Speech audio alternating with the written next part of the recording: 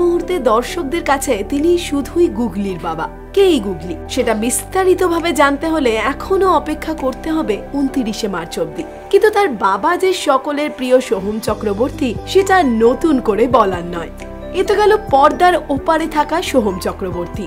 তবে পর্দা সরালেই বাস্তব জীবনের সোহম চক্রবর্তীও একজন সেরা বাবা, সেরা স্বামী এবং মানুষ হিসেবেও সেরা তো বটেই।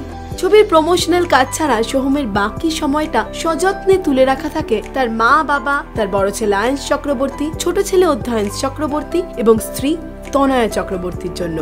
ছবির কারণে ছেলেদের একটু কম সময় দেওয়া হয় বলে মাঝে মাঝে আক্ষেপ করে থাকলেও তার এই কাছের মানুষগুলোর বিশেষ দিনে সোহম চক্রবর্তী কোনো কম্প্রোমাইজই করেন না।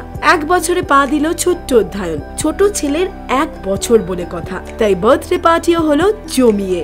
টলিউডের সকল অভিনেতা অভিনেত্রীর কাছে খুব প্রিয় সোহম চক্রবর্তী, তাই বিশেষ দিনে যথা সময় পার্টিতে হাজির হয়ে গেলেন কোয়েল মল্লিক, নুসরাত জাহান, কৌশিক গাঙ্গুলি, আবির চ্যাটার্জি সহ তার বহু কাছের বন্ধুরা। কালো বেনারসি এবং গাঢ় নীল শেরওয়ানিতে তনয়া ও সোহমকেও দেখাচ্ছিল বেশ। তাই আপনারাও দেখে নিন সেই দিনের কিছু ছবি।